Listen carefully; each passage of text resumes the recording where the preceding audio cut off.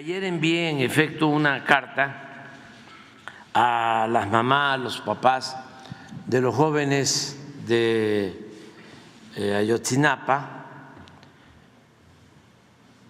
que fueron desaparecidos hace 10 años. Hice el compromiso con ellos de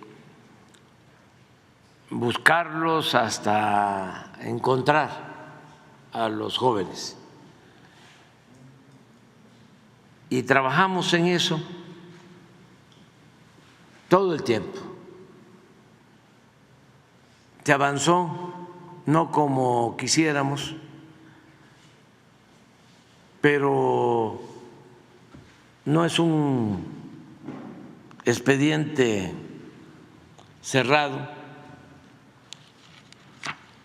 va a continuar la investigación y se aclararon varias cosas que no se conocían, que la gente no sabía, porque siempre se manejó este asunto solo arriba, este lamentable caso. Y cuando hablo de arriba, no solo hablo de los potentados en lo económico, en lo político, sus medios de información, sino también de las organizaciones sociales, las organizaciones de defensa de derechos humanos, que no dejan de estar en la cúpula, que no dejan de pertenecer a lo que se llama sociedad política y se olvidan del pueblo raso, de informar a todos. De ahí la importancia de las mañaneras, porque es una información que antes no se daba a la mayoría de la gente. Eran muchos los filtros y también en abono a las organizaciones independientes no tenían acceso a los medios convencionales. Había un control casi absoluto de los medios de información, de los periódicos, de la radio, de la televisión. Entonces, ahora ya hemos informado más sobre este caso. No sé si pones la carta para ir detallando algunas cosas. La carta que envié a los papás, a las mamás de los jóvenes de Ayotzinapa, claro, con un informe y con anexos, pero en la carta hay un resumen que puede servir para conocer sobre lo sucedido y lo que se lleva hasta ahora de la investigación. En primer lugar, decir que nunca dejamos de buscar a los jóvenes.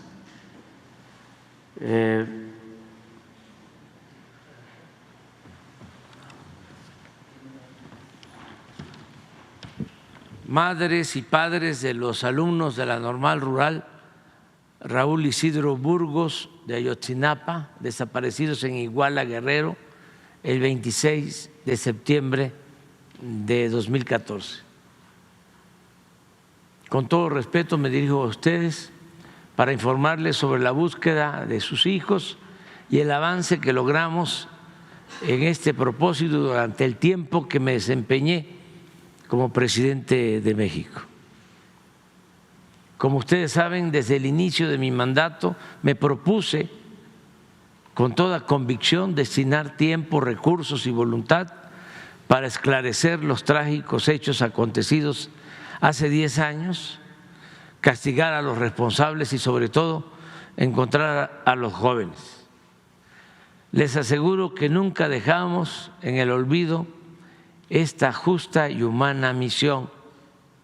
Desde los primeros días confié esta responsabilidad en Alejandro Encinas Rodríguez, subsecretario de Gobernación, y él contó siempre con todo mi apoyo y respaldo para conformar un equipo de trabajo, establecer relaciones con los abogados de ustedes, de las madres, de los padres, y con organizaciones de defensa de derechos humanos nacionales y extranjeras. Asimismo, le otorgué a Alejandro Encinas mi confianza para hacer acuerdos con quienes pudieran informar sobre el paradero de los muchachos. De esta forma pudimos avanzar, pues a cambio de detener la extradición a Estados Unidos de Abigail González Valencia, presunto miembro del cartel Jalisco Nueva Generación, uno de los miembros del grupo delictivo Guerreros Unidos, Gildardo López Astudillo, aceptó colaborar en calidad de testigo protegido y como resultado de su participación se logró identificar los restos de 2 de los muchachos desaparecidos. Eso lo hicimos en los 2 primeros años, los 2 primeros años del gobierno. Sin embargo, no ha sido posible avanzar más porque el personaje principal que mencioné, que permanece en la cárcel, aquí quiero aclarar, él no tuvo una participación directa, sino en la cárcel conoció a muchos de los que participaron en la desaparición de los jóvenes. Y él pidió, porque se está solicitando su extradición a Estados Unidos, como tiene relación con ellos, con algunos de los que participaron, y a nosotros lo que nos interesa es encontrar a los jóvenes, dijimos, vamos a esperar a tener la información porque es lo más importante. Entonces, a sabiendas de que él podía ayudar en esto, se le permitió ser trasladado incluso a un penal distinto y ayudó, pero luego dejó de mostrar voluntad para seguir cooperando, aun cuando él tiene la comunicación y el contacto con otros integrantes. Todo esto que les estoy planteando, tenemos pruebas suficientes. De la organización Guerreros Unidos, también de policías municipales de Iguala, Cocula y de autoridades locales que saben de lo ocurrido o participaron en la desaparición de los jóvenes. Aquí conviene recordar que desde el principio de estos lamentables hechos se cometieron consciente o inconscientemente una serie de errores y omisiones que han complicado el esclarecimiento de lo sucedido en Iguala y conocer el paradero de los jóvenes. Recordemos que el gobierno anterior quiso dar carpetazo al asunto, construyendo la llamada verdad histórica, según la cual los jóvenes habían sido asesinados y quemados en el basurero de Cocula, Guerrero, por los integrantes de Guerreros Unidos, con la complicidad de policías y autoridades locales. Esta versión fue sostenida por el entonces Procurador General de la República, Jesús Murillo Caram, y por Tomás Herón, extitular de la Agencia de Investigación Criminal. Dicha conclusión fue parcialmente descalificada, en particular lo relativo a la incineración de los jóvenes en ese sitio, pues como fue probado por peritos en la materia, resultó completamente falsa esa versión. Además de esta irresponsable actitud, por intervención de organizaciones de defensa de derechos humanos, esto es un asunto también que amerita un análisis autocrítico, sobre todo del PRO, de la Organización de Derechos Humanos, Agustín Pro.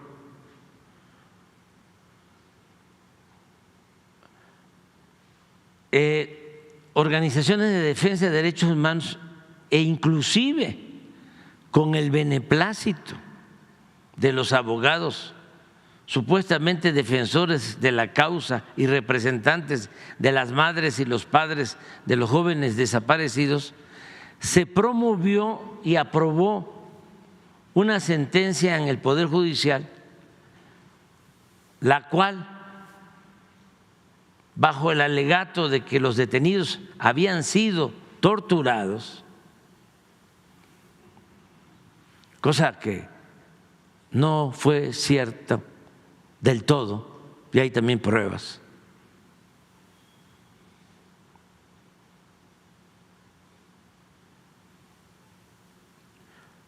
Esa sentencia posibilitó la liberación de 65 de ellos, de los que habían detenido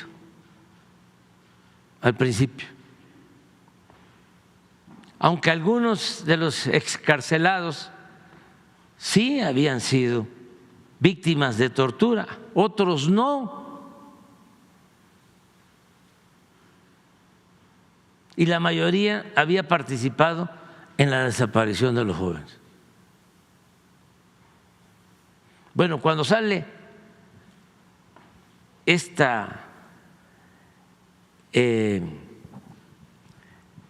decisión, esta resolución del Poder Judicial, lo celebran los abogados de los familiares de los jóvenes y lo celebra el PRO.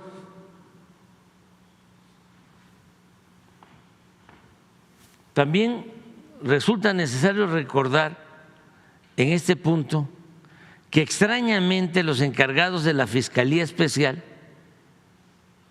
ministerios públicos y los integrantes del grupo interdisciplinario de expertos independientes de la Comisión Interamericana de Derechos Humanos de la OEA, en vez de celebrar la decisión, esto ya lo he dicho, que tomamos de solicitar órdenes de aprehensión contra el procurador y miembros del Ejército, se opusieron rotundamente a dicha medida, hasta el punto que el fiscal especial renunció y la mayoría de los miembros de la comisión de la OEA se retiraron. Asimismo, conviene subrayar que con el paso del tiempo, porque al principio, después de este terrible acontecimiento, todo recaía en culpar a las autoridades locales, al presidente municipal de Iguala y a las autoridades locales. Las protestas todas eran en ese sentido. Incluso cuando la OEA interviene desde el inicio, habla de que los responsables de la desaparición de los jóvenes habían sido autoridades locales, policías municipales. No se hablaba del ejército ni del gobierno federal.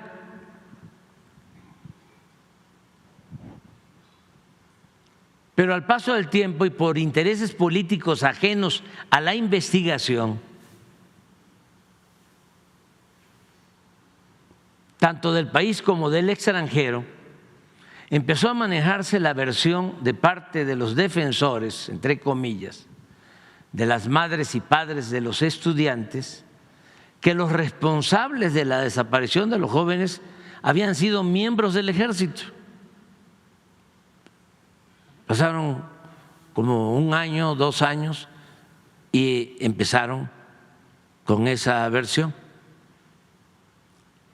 Esta conjetura fue impulsada, entre otros, por la pseudoperiodista Anabel Hernández. Eso es importantísimo porque yo fui víctima de la calumnia de esta señora periodista, sin ninguna prueba. Acuérdense, 15 días antes de la elección pasada sacó un libro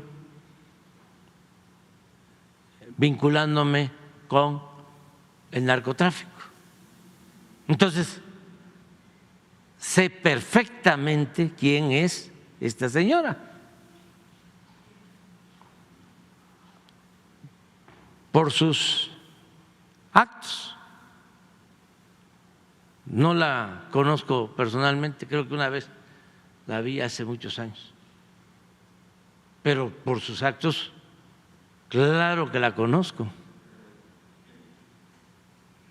por los hechos. Entonces,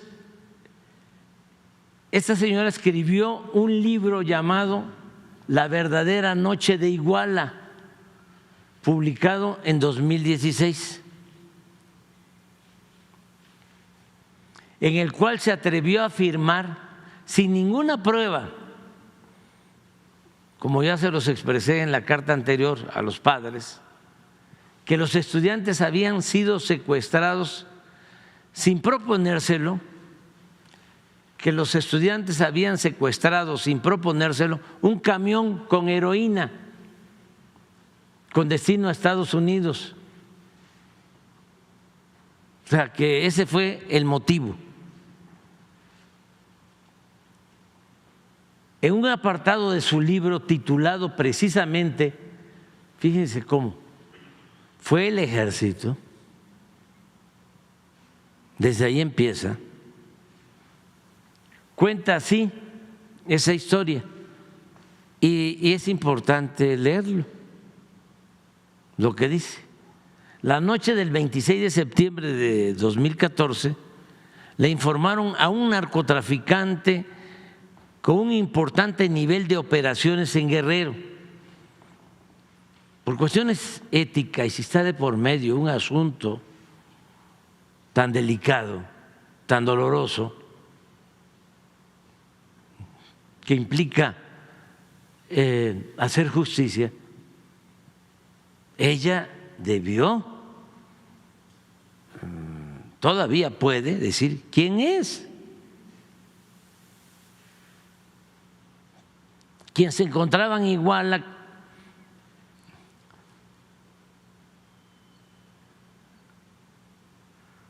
le informaron que estudiantes de la Normal de Ayotzinapa iban a bordo de 2 autobuses en los que se ocultaba un cargamento de heroína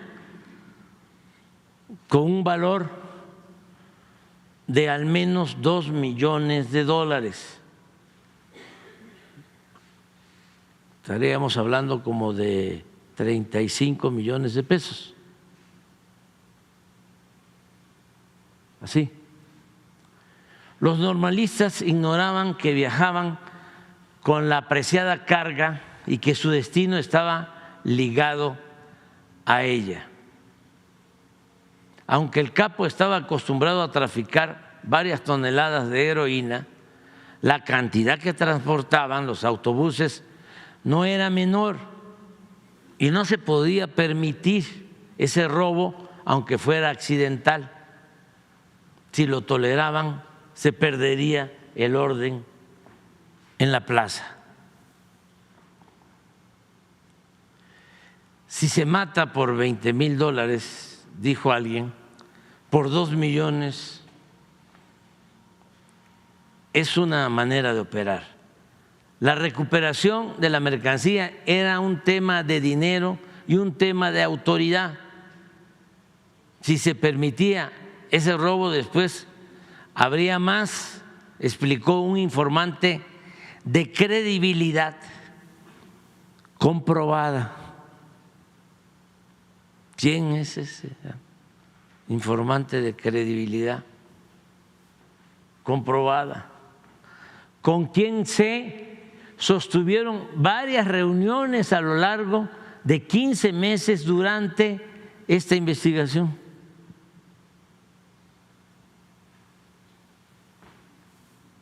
El narcotraficante en cuestión, o sea, si se tratara de un periodismo de investigación vinculado a hacer el bien,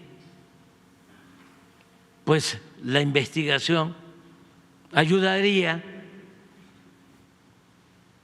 a esclarecer los hechos realmente y a encontrar a los jóvenes. Es una cuestión humanitaria. No puede haber un periodismo sin dimensión social, un periodismo que no busca la justicia. El narcotraficante en cuestión tenía al menos 8 años trabajando en la entidad, primero como colaborador de Arturo Beltrán Leiva, con el que traficaba droga a Estados Unidos, no como un subalterno, sino como un socio minoritario que con el tiempo adquirió más poder, aunque logró mantener un perfil discreto, pero su nombre nunca se ha mencionado en las causas penales de otros integrantes de ese cartel, como Edgar Valdés Villarreal, Gerardo Álvarez Vázquez o Sergio Villarreal Barragán. En 2009, cuando ultimaron a Arturo Beltrán Leiva en Cuernavaca, el capo decidió seguir con sus propias operaciones usando Guerrero como base para el control de la zona. Tenía en su nómina a militares del 27 y 41 Batallón de Infantería, policías federales, policías ministeriales de Guerrero, policías federales ministeriales, policías municipales de Iguala y diversas autoridades de los municipios cercanos, así como en la sierra donde se siembra la amapola y se procesa la heroína. Cuando reportaron la pérdida de su valiosa carga, el capo habría hecho una llamada al coronel de infantería José Rodríguez Pérez, comandante del 27 Batallón, para pedirle que recuperara la mercancía a como diera lugar. El ejército era la fuerza de seguridad que tenía mayor autoridad en la ciudad. Tal vez el narcotraficante no dimensionó la magnitud del operativo para recobrar la droga.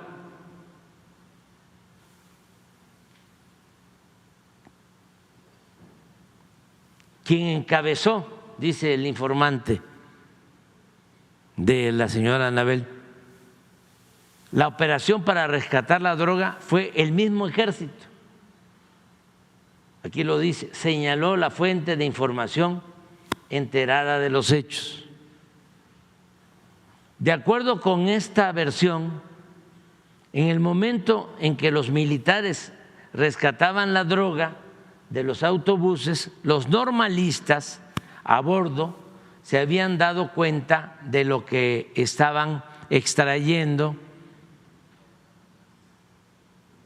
de los compartimientos. Imprevisto que detonó súbitamente la necesidad de desaparecerlos para no dejar testigos. Sí se va entendiendo, ¿verdad? Según habría contado el capo a sus conocidos de confianza, su gente no intervino en la operación, dejaron todo en manos de los militares. El mismo personaje desconocería el paradero final de los normalistas, pero alguien le informó que supuestamente habían llevado al menos a un grupo de estudiantes a las instalaciones del 27 Batallón de Infantería. Según el capo, mi intención nunca fue que mataran a tanto joven. Se excedieron de haber sabido que iba a pasar eso, se habría quejado el capo, quien irónicamente no es, repite, ninguno de los detenidos por la Procuraduría General de la República vinculados a la desaparición de los 43.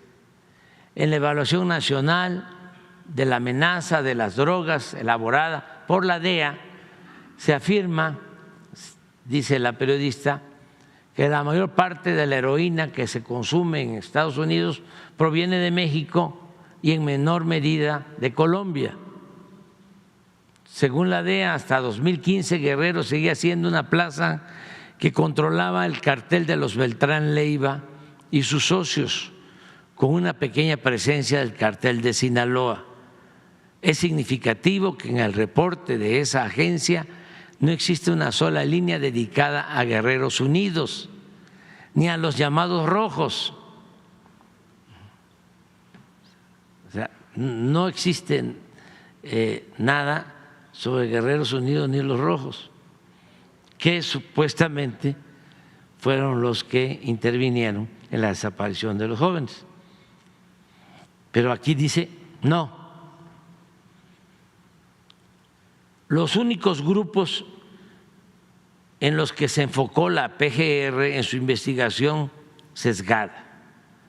El informante explicó que si bien las células criminales de los Rojos y Guerreros Unidos tienen operaciones en Guerrero, son de poca escala y están por debajo del nivel de poder del capo en cuestión. Esto está en su libro. ¿Qué digo yo? Esta señora que maneja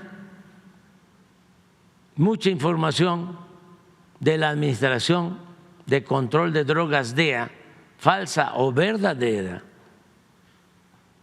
según se lo ordenan, participó, además, esto no se sabía, como testigo en un tribunal de Estados Unidos para defender la solicitud de asilo del juez municipal Ulises Bernabé, quien sostuvo que supuestamente esa noche los jóvenes nunca fueron llevados a la comandancia de Iguala, porque lo que se busca es decir, no tuvieron que ver los policías no fue un asunto de autoridades locales.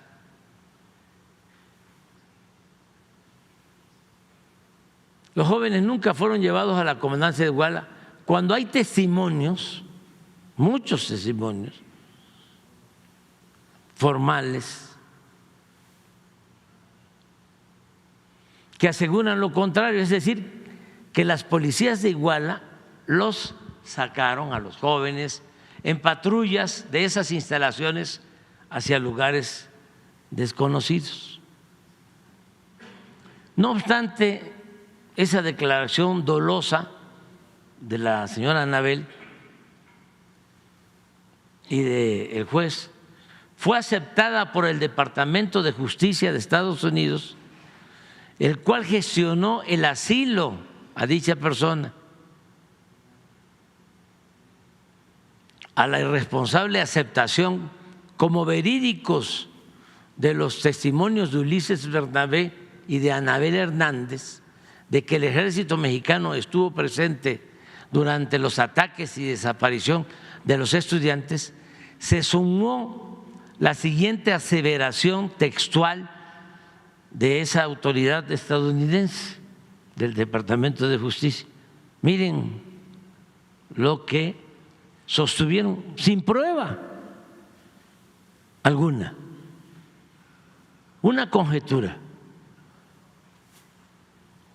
Está entre comillas, es textual. Resulta inverosímil que un departamento de policía municipal tenga la influencia política y los recursos necesarios para organizar un intrincado encubrimiento y la desaparición de 43 estudiantes mexicanos. O sea, se descarta de que sea un asunto de autoridades locales y de policías y de los grupos de la delincuencia que operaban en la región de Iguala. Dicen, es mucho más plausible que el gobierno federal mexicano y la Policía Federal fueran los responsables de este horrible incidente. Esta es parte de la sentencia de la Corte de Inmigración del Departamento de Justicia de Arizona, Estados Unidos, en donde conceden el asilo a el juez de Iguala. Es importante aclarar que aun cuando no existe ninguna prueba de que el ejército haya participado en la desaparición de los jóvenes, si se encuentra hacia adelante que sí participaron con pruebas, desde luego que se tiene que aceptar, castigar a los soldados, a los mandos y no permitir, no tolerar impunidad de nadie.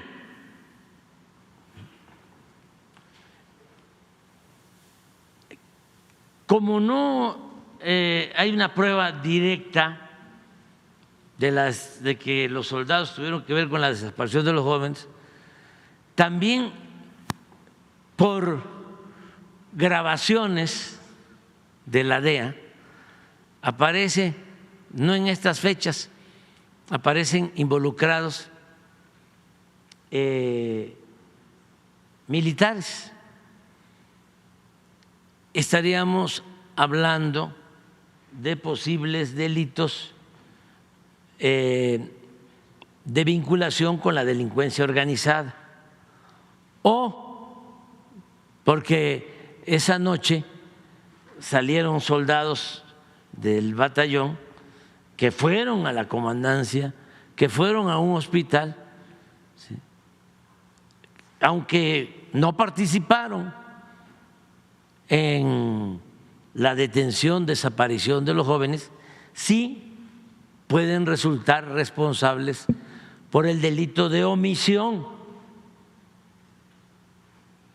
al no haber actuado para evitar los actos de violencia contra los jóvenes. Cabe señalar que en toda esta investigación realizada hemos contado con el apoyo de las Fuerzas Armadas. Dicen los abogados de los padres y los del PRO que pues no me hacen caso a mí los mandos del ejército y que manda el ejército, y que aunque yo tenga buenas intenciones, no puedo yo obligarlos a que digan la verdad. Les comento que pues yo soy un hombre de principios, independientemente de que soy el comandante de las Fuerzas Armadas, y además lo he hecho hasta por escrito, dando instrucciones, órdenes, pues no me estoy chupando el dedo. Está muy difícil que me tomen el pelo, solo Álvaro, el que me corta el cabello, me toma el pelo, no me dejo. Y eso lo saben bien todos, y sobre todo mis adversarios. Entonces, al contrario, los mandos de las Fuerzas Armadas han cooperado, han ayudado. Imagínense cuando le doy la orden al general Sandoval de que cuide para que no se vayan a fugar algunos militares, soldados, oficiales que presuntamente tienen responsabilidad. Y no solo le doy la instrucción de manera verbal, sino por escrito. Y ahí están los documentos. Y no se fugaron. Y se cumplieron las órdenes, en todo caso. Estos mandos y los oficiales coinciden conmigo en que la violación de derechos humanos y la impunidad no pueden tolerarse en ninguna circunstancia, porque entre otras razones, los actos ilegales cometidos por miembros de las Fuerzas Armadas no pueden manchar el prestigio de una institución creada para la defensa nacional. Esto es muy importante. ¿A quiénes les conviene de que tengamos un ejército debilitado, sin autoridad? No solo Fuerzas Armadas debilitadas, instituciones nacionales debilitadas, la institución presidencial, pues a los poderes extranjeros, a las hegemonías, porque una autoridad nacional sin fortaleza pues es como una hoja seca. No puede defender los intereses de la nación.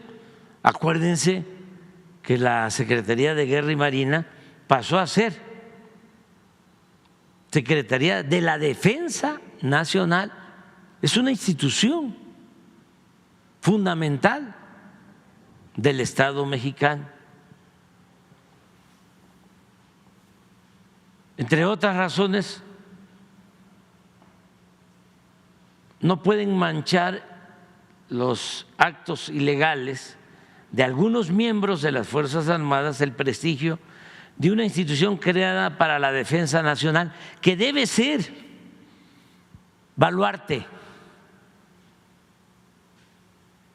Si nuestro ejército, si nuestra Secretaría de Marina, nuestra Armada de México, como lamentablemente lo fue esta última institución durante el gobierno de Calderón, se subordina a gobiernos extranjeros, ya no somos un país libre, independiente, soberano. Entonces siempre hay esa intención de socavar instituciones nacionales para poder someter, que es una práctica siempre de los potentados, que se usa, es un método, y esto para la enseñanza de jóvenes, que se utiliza también, o antes se utilizaba, por los dueños de las grandes corporaciones de comunicación. No les convenía que el presidente tuviese tanto apoyo popular, porque un presidente fuerte con apoyo popular pues no es susceptible de chantajes, no lo pueden sentar fácilmente en el banquillo de los acusados.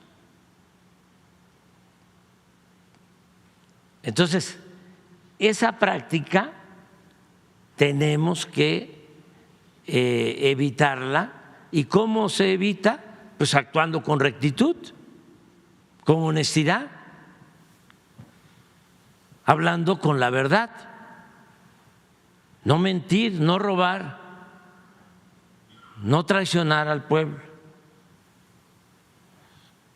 Son instituciones que deben ser baluarte del Estado democrático, justo, libre y soberano de nuestra República. Adelante. En consecuencia, por la presunta participación en la desaparición de los jóvenes, se han procesado 151 personas, de las cuales 134 son civiles, 16 militares, incluidos 2 generales. Esto en ningún otro país se hace, se ha hecho.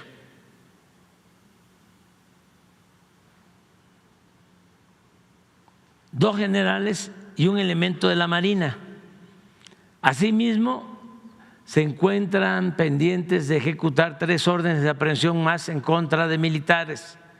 Destaco que en nuestro sexenio el número de encarcelados se incrementó de 59 a 120 personas.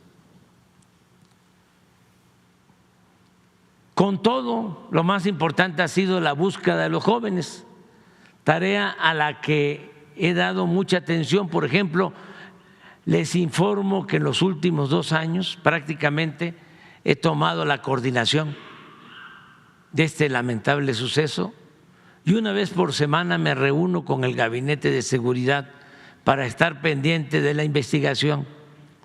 Puntualmente les informo también que las secretarias de Gobernación y de Seguridad Pública, Luisa María Alcalde Luján y Rosa Isela Rodríguez Velázquez, y el subsecretario de Derechos Humanos, Arturo Medina Padilla, han estado dialogando en las cárceles con los involucrados. Yo quiero que esto también se tome en cuenta, que sirva para internalizar la importancia que le hemos dado a este caso.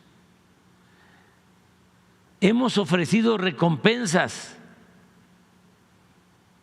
Enviamos al Congreso una ley de amnistía que fue aprobada, destinada principalmente a garantizar protección y apoyo a informantes. Sin embargo, hasta ahora ha sido poco lo alcanzado, aunque existe el ofrecimiento de quienes ahora están detenidos, porque muchos de los liberados que se demostró que no habían sido torturados fueron detenidos.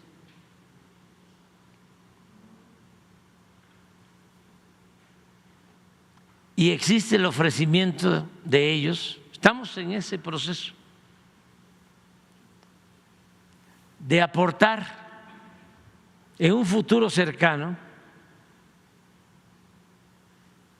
información para encontrar a los estudiantes desaparecidos. Añado que durante nuestro gobierno la búsqueda en campo ha sido permanente. Hemos explorado 858 sitios con la participación de 270 personas de las distintas instituciones y con el equipo tecnológico más apropiado. Les expreso que hasta el último momento de mi gobierno continuaremos buscando a los jóvenes y considero que este vergonzoso y lamentable asunto no debe cerrarse nunca. Es un expediente abierto y si nosotros no podemos esclarecerlo, deseo de todo corazón que lo logre la próxima presidenta de México, Claudia Sheinbaum Pardo, una mujer de principios, convicciones y partidaria de la justicia. En el informe y los anexos que les hemos entregado viene una relatoría más detallada y datos que consideramos de interés para ustedes y para el pueblo de México. Los abrazo. Esta carta y toda la información va a subirse a la red de… Ya está todo, para que se revise. Ese es el informe y lo que quería yo, qué bien que me preguntaste, nos llevó tiempo, pero aclarar porque hay muchísima desinformación y obviamente intereses políticos de adversarios nuestros, tanto en el país como afuera.